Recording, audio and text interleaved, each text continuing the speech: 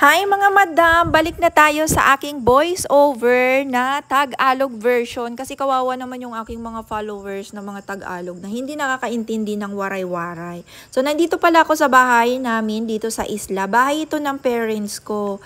Bibihira na din ako makauwi dito kasi mayroon na din akong sariling pamilya at mayroon din akong sariling bahay. So ito bahay ito ng parents ko. Pinagawa ko din yan para sa kanila. So taga Daram Island talaga kami mga madam dito sa Arawani. So ito yung isla namin, napakaliit lang nito pero napakalinis at nakita niyo yung dagat, grabe, umagang-umaga pa, relax na relax ka na. At ito din yung negosyo na binigay ko sa aking tatay. Dati yung tatay ko mangingisda yung kanyang trabaho. Syempre minsan hindi yan enough lalo na kung lumalaki na yung mga bata, yung mga anak niya nagka-college na.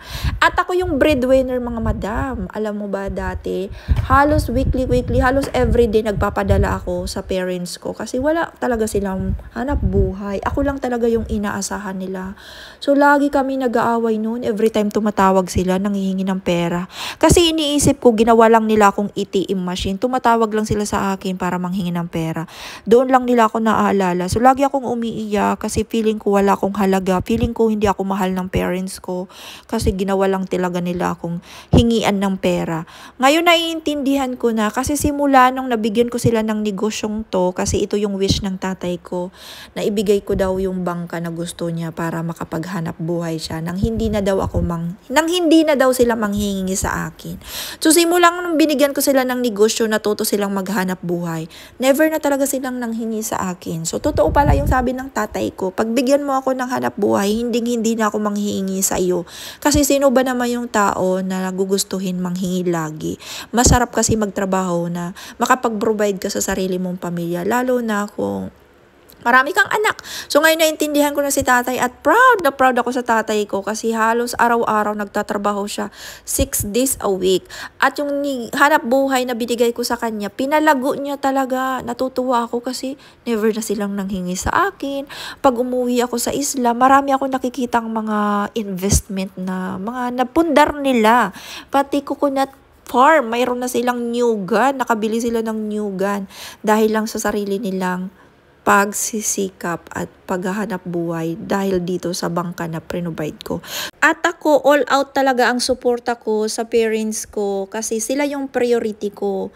Lalo na kung grateful sila sa mga binibigay ko, yung hindi nila nilulustay yung mga binibigay ko sa kanila, kundi pinapalaki nila to, pinapalago nila. Ako, suportado ako sa kanila kung mayroon silang mga gusto at para ito sa ikabubuti nila. Susuportahan ko sila kahit sa mga kapatid ko. All out ako sa pagsusupport sa kanila, lalo na sa kanilang pag-aaral. Ganyan ako, hindi ako makasarili kasi alam ko yung hirap na pinagdaanan at ayoko nang madaanan nila yun.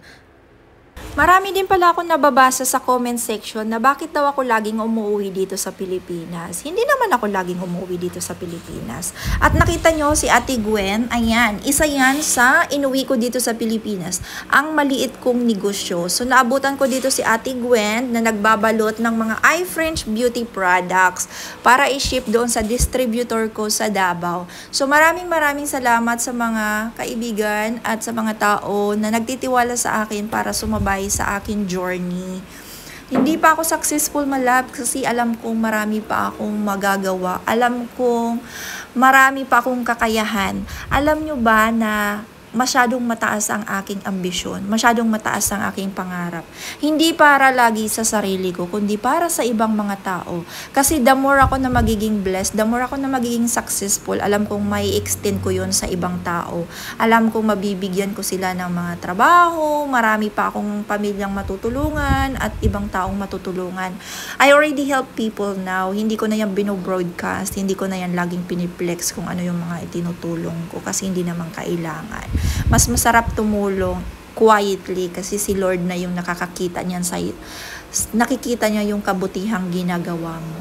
At mas lalo kanyang i-bless kasi ibabalik niya yan sa iyo multiple times. Marami din ako nababasa sa comment section na nai-inspired kayo sa buhay ko. Kasi sobrang laki na ng pinagbago ng buhay ko. Opo, sobrang laki na ng pinagbago ng buhay ko. Pero one thing for sure, yung hindi na bago, yung puso ko. Kung saan ako nanggaling. Sobrang humble ko pa rin kung saan ako nanggaling. Never kong makakalimutan yung mga bagay, mga gawain, yung kinagisnan ko na hirap ng buhay na mayroon kami noon. Bumabalik at bumabalik pa rin talaga ako doon. And lahat ng bagay na mayroon kami ngayon, kung siguro yung family ko, kung komportable na, lahat yung pinagsikapan namin, pinagsikapan ko. And naging guide lang din si Car, yung asawa ko, para mabigyan ako ng opportunity. And I would not take this for granted kasi lahat ng mayroon ako, galing ito sa Diyos. Blessing ito ng Panginoon na pinahiram lang niya sa amin, sa atin. So, hindi ko po ito ipagkakait sa ibang mga tao na makapag-share din ako ng blessing sa kanila. At nagtatanong kayo, lagi akong nandito sa Pilipinas. Hindi naman. At nakita nyo, pag nandito ako sa Pilipinas, hindi ako pumaparty, hindi ako nagdi-disco, hindi nyo ako makikita sa inuman. Lagi akong nandito sa bahay. Ini-enjoy ko yung bahay. Lagi akong naglilinis, lagi akong nagliligpit. Kasi therapy yun para sa akin. Kasi nga ninanamnam ko na, hala, totoo ba? Mayroon akong sariling bahay. Dati pinangarap ko lang na magkaroon lang kami ng sariling bahay, yung matatawag ko na sariling amin. Ngayon, binigay ni Lord. Ganon siya kabuti. Hindi lang isa, hindi lang dalawa, hindi lang tatlo. But more. So, ganon po siya kabuti kapag magsikap ka, may pangarap ka, ibibigay niya to. Samahan mo pa ng determination, tapos yung mga tao na walang bilib sa'yo, na nangungutya sa'yo, gawin mo silang inspirasyon. Kasi dati, believe it or not, grabe, yung mga tao sa akin noon, walang believe. Lagi nila akong sinasabi na wala daw akong mararating sa buhay, wala daw akong pinag-aralan, mabubuntis daw ako ng maaga. Ginawa ko silang inspirasyon. Sinabi ko talaga sa sarili ko na watch me, magiging successful din ako one day. Papatunayan ko sa inyo na mali ang inyong inakala sa akin. So ngayon, yung mga tao na yon, talagang napapabilib na lang sila sa akin kasi pinatunayan ko. So kung hinuhusgahan kayo ng mga tao ngayon, ng mga kamag-anak nyo, ng mga kapitbahay nyo, or yung mga partner nyo na walang bilib sa inyo, walang limitasyon yung success. Siguro yung iba, bata pa naging successful na. Yung iba naman, matanda na pero hindi pa successful. Siguro mayroon nakalaan na plano yung Diyos para sa inyo. Yung iba kinukumpara, bakit yung iba parang ang dali ng buhay para sa kanila? Bakit para sa akin ang hirap? Parang ginawa ko na yung lahat, pero hindi pa rin ako nagiging successful. Bakit sa kanila parang ang dali? Siguro hindi lang nila pinapakita yung sakripisyo. Pinakita na lang nila sa inyo ngayon yung bunga ng sakripisyo nila. Pero believe me, before pa naging successful yung mga tao na yan, before pa ako naging successful, maraming puyat, pagod, iyak, pag-overtime bago nakuha yung success ng mga tao na yan.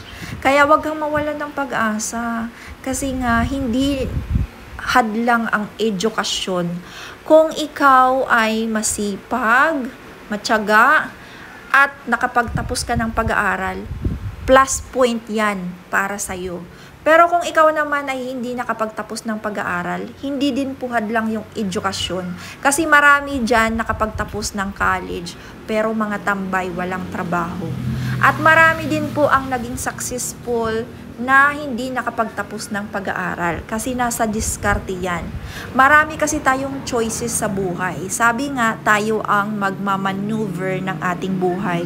Tayo yung mag-aaging architect ng future natin kung paano natin ito ididisenyo, kung paano natin gustong gampanan yung buhay na gusto natin. May choices tayo, may freedom tayo. Hindi tayo isang puno na kapag naitanim ka na dyan, hindi ka na pwedeng mai-transfer kasi na lumaki na yung ugat mo.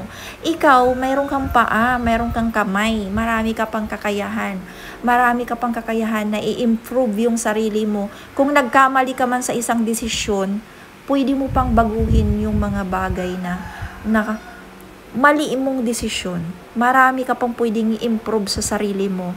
Kasi nga, knowledge is improving yourself every day. Charot, English yung bahala. Kung ano-ano ng mga sinasabi ko dito. Dahil gusto ko lang naman maglinis. Kasi nga, nandito lang ako sa bahay. So, ito talagang ginagawa ko dito, maglinis. Kahit pa sa US, di ba nakikita nyo na ako, wala na akong ginawa kundi maglinis.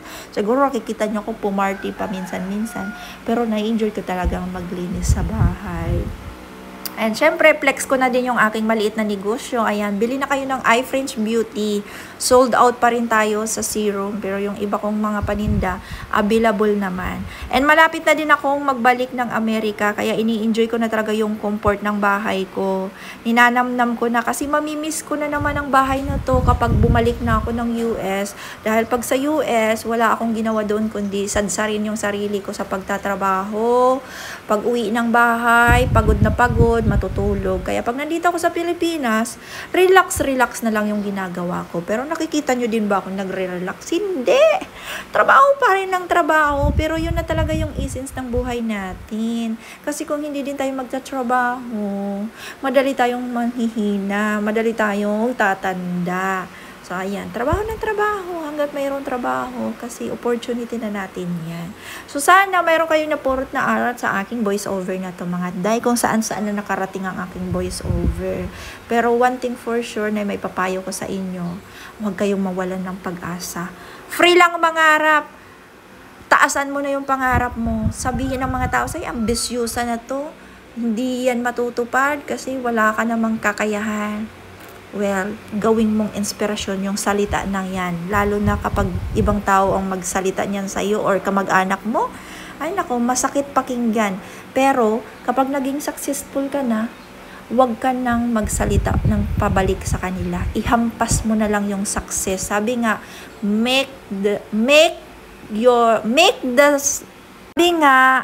work in silence and make your success be the noise. Or tama ba? Nabubulol na nga ako. Tama na nga mga day. Bulol-bulol na yung pinagsasabi ko dito. Yun lang. Happy weekend and enjoy your life and enjoy your company. God bless us. Ima-manifest ko na lahat tayo ay maging successful at maging komportable ang buhay. Yun lang. Maraming salamat. Goodbye.